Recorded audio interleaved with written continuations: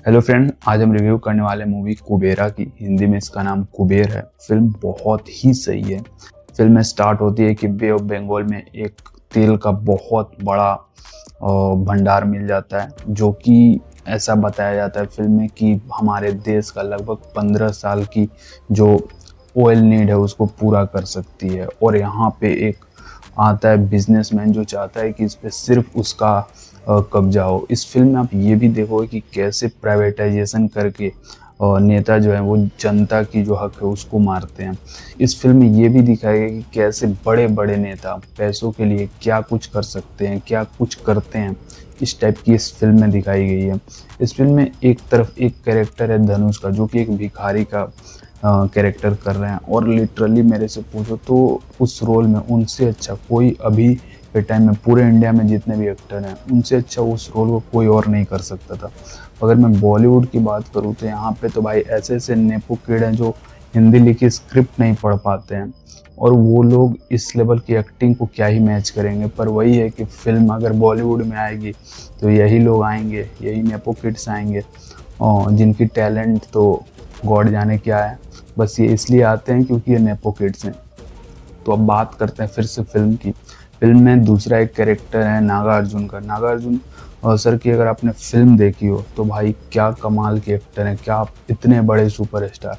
पर फिर भी देखो कि अगर एक सिंपल कैरेक्टर है वो इतनी बखूबी से वो निभा रहे हैं। अगर वही मैं बॉलीवुड से कंपेयर करूं तो जो पहले सुपरस्टार रह चुके हैं, बहुतों की करियर इसलिए ख़त्म हो गई कि उनको अब भी वही सुपर स्टार वाली मेन लीड चाहिए थी।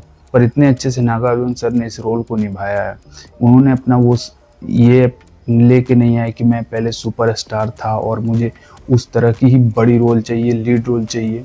हालांकि जितने भी एक्टर हैं, चाहे वो धनुष का कैरेक्टर हो, नागार्जुन सर की कैरेक्टर हो, रश्मिका मंदाना की कैरेक्टर हो, या फिर जो विलन का कैरेक्टर है, वो सब आपको कहीं ना कहीं सबकी स्क्रीन टाइमिंग बहुत अच्छी है। फिल्म की शुरुआत होती है तेल का जो है हमारे यहाँ कुआं मिलता है बे ऑफ बंगाल में।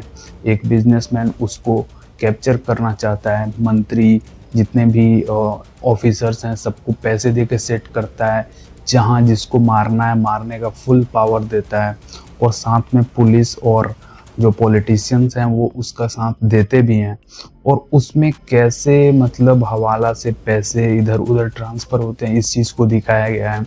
कैसे गरीबों का इस्तेमाल करके बड़े बिजनेसमैन, इस तरह के स्कैम भी हाल ही में आई थी देखने को। अगर आप न्यूज़ में पीछे जाके चेक करोगे तो इस तरह की स्कैम देखने को मिल जाएगी, जहाँ पे गरीबों के नाम पे बड़े बड़े बिल्डिंग बने हुए हैं, पर उन गरीबों को पता ही नहीं कि उनके नाम पे ये सब चीज़ें हो रही हैं। और मंत्री या फिर किसी बड़े ऑफिसर्स का ये बिल्डिंग होता है, या फिर और भी तरह के बिजनेस होते हैं जहाँ पे बड़े लोगों के पैसे लगे होते हैं और गरीबों के नाम पे, और उनको शायद पता भी नहीं होता है कि उनके नाम पे ये सब चीज़ें हो रही है। तो इस फिल्म में ये सब आपको देखने को मिलेगा। और एक तरफ ये देखने को मिलेगा कि जहाँ बड़े बड़े नेता हैं वो पैसों के लिए क्या कुछ करने को तैयार है, वहीं पे धनुष का जो कैरेक्टर है, जो भिखारी का कैरेक्टर, वो ये सोचता है कि इतना बड़ा रकम जो उसके नाम पे इशू किया जाएगा तो उससे वो क्या कर सकता है, क्योंकि वो एक अनपढ़ भिखारी का कैरेक्टर कर रहा है, जिनको उतना नंबर्स का नॉलेज नहीं है, जिनको लिखने पढ़ने नहीं आता है। पर वो एक बार वो जो चीज़ देख लेता है वो उसके माइंड में बैठ जाता है। तो वो ये सोचता है कि इसका कैसे क्या हो सकता है। फिल्म की रन टाइम बहुत बड़ी है, लगभग 3 घंटे की फिल्म है। पर मेरे को एक चीज़ फिल्म में जो नहीं पसंद आई वो थी फिल्म की एंडिंग। मतलब 3 घंटे की फिल्म में इतना सही से जब सारी चीज़ों को बैठाएं और उसके बाद एंडिंग बहुत ही सिंपल लगी मुझे।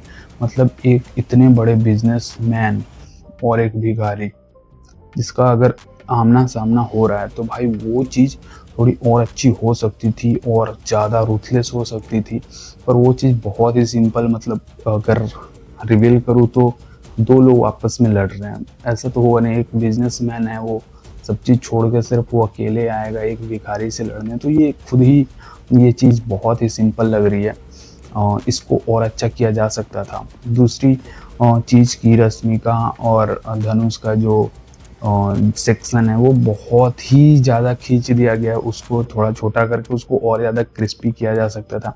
पर वो बुरा नहीं लग रहा है वो कहीं पे फिल्म में। पर हाँ, वो थोड़ा स्लो लग रहा है, बुरा नहीं है पर स्लो है।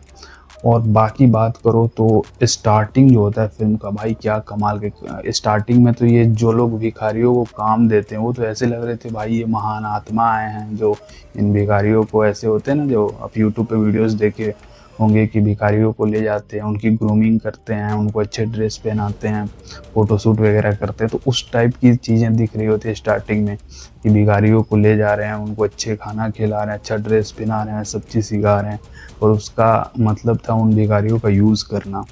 और फिल्म में दिखता है कि कैसे जो लालच है, इतने बड़े पैसे का लालच है, वो कैसे सब लोगों को लेकर डूबता है। और साथ में ये भी है कि भाई लगभग लाख करोड़ तो पैसे बट रहे होते हैं, तो सोचो कि वो ऑयल रिजर्व है वो कितना बड़ा होगा। तो फिल्म ओवरऑल मुझे बहुत सही लगी, आप जाओ देखो और देख के बताना मुझे कि आपको ये फिल्म कैसी लगी। अगर मैं बोलूँ तो 2025 की एक मास्टरपीस है, मतलब बॉलीवुड से तो कभी एक्सपेक्ट नहीं किया जा सकता, क्योंकि देखो जब हम लोग छोटे थे तो बॉलीवुड में जो जो फिल्में आती थी हमको बहुत पसंद आते थे, और बाद में पता चला कि वो सारी जो फिल्में हैं वो या तो हॉलीवुड की डब है या फिर साउथ फिल्मों की डब होती थी। पर साउथ वाले हैं जो ओरिजिनल कंसेप्ट लेके बनाते हैं, तो उनकी फिल्में हमें ज़्यादा पसंद अब आ रही हैं। अब बॉलीवुड वाले सोच रहे हैं कि भाई जो जनता है वो अचानक से शिफ्ट कैसे हो गई साउथ के, तो अचानक से हम शिफ्ट नहीं हुए हैं, अचानक से कोई जनता शिफ्ट नहीं हुई है। आप भाई कॉन्सेप्ट, आप फिल्म देखो, आपने हाउसफुल लाया अभी, हाउसफुल की 5th सीरीज, भाई बड़े बड़े सुपरस्टार उसमें भी आए, पर वो सुपरस्टार कैसे थे कि मतलब सुपरस्टार वाला ही उनको रोल चाहिए, नॉर्मल नहीं वो कर सकते हैं। तो इस चीज़ को साउथ में ऐसा नहीं है। नागार्जुन सर से बड़े शायद वो स्टार भी नहीं होंगे जो हाउसफुल में आए थे, कुछ कुछ स्टार की मैं बात कर रहा हूँ, मेन कैरेक्टर की मैं बात नहीं कर रहा हूँ। पर वही है कि नागार्जुन सर इतना जो सिंपल का रोल है, सिंपल सा रोल है, सीबीआई ऑफिसर का रोल है, वो करने को तैयार है। ये भी चीज़ दिखाता है कि नागार्जुन सर जो एक बहुत ही ईमानदार पुलिस ऑफिसर रहते हैं स्टार्टिंग में इस फिल्म में, वो कैसे अपने फैमिली और फाइनेंशियल प्रॉब्लम के चलते उनको कैसे पहले फंसाया गया था, और फंसाने के बाद उनको जेल में जब वो रहते हैं तो उनकी फैमिली की जो फाइनेंशियल कंडीशन वो कैसे ख़राब हो जाती है, और जेल से उनको निकालने का एक ऑफ़र मिलता है, और उसको एक्सेप्ट करने के बाद उनकी लाइफ कैसे झंड होती है, उनका लाइफ कैसे बर्बाद होना शुरू होता है। मतलब जो वो काम ऑफिसर रहते नहीं किए थे, उन सब कामों को अब उन्हें करना पड़ रहा है। तो इस फिल्म का ये भी चीज़ है कि अगर आप थोड़ा सा अपने फ़ायदे के लिए कुछ चीज़ करते हो तो वो कैसे आपको लॉन्ग टर्म में नुकसान दे सकती है, इस चीज़ को भी आप समझ सकते हो। ओवरऑल फिल्म मुझे बहुत ही ज़्यादा पसंद आई। मैं बात करूँ धनुष की एक्टिंग की, तो भाई अभी के टाइम में धनुष सर ने जो रोल किया है और जिस तरह का रोल किया है, जैसे रोल किया है भाई, मतलब अगर बॉलीवुड वाले अगर भिखारी का रोल करें ना तो वो भिखारी को भी थोड़ा सा उसका मतलब अलग ही कर देंगे उसको, पर धनुष सर ने जो नॉर्मल आप भिखारी देखते हो एकदम डिट्टो वैसा किया है। और मतलब कचड़े में बैठना या फिर मंदिर के आगे भीख मांगना, या फिर जो डेट है, अगर आज शुक्रवार है तो मस्जिद के सामने भीख मांगेंगे, या फिर अगर मंगलवार है तो मंदिर के सामने है, तो ये उनका डेट बटा हुआ था, रविवार है तो कहाँ बैठना है, तो ये चीज़ भी बहुत सही लगी। ओवरऑल फिल्म मुझे बहुत ही ज़्यादा पसंद आई। मैं अगर बोलता रहूँ तो बोलता रह जाऊँगा इस फिल्म की तारीफ में, क्योंकि मुझे लग रहा है कि 2025 की अगर कोई यूनिक फिल्म है तो वो यही थी, अब कुबेरा। तो ठीक है, मिलते हैं किसी और वीडियो में। Thank you.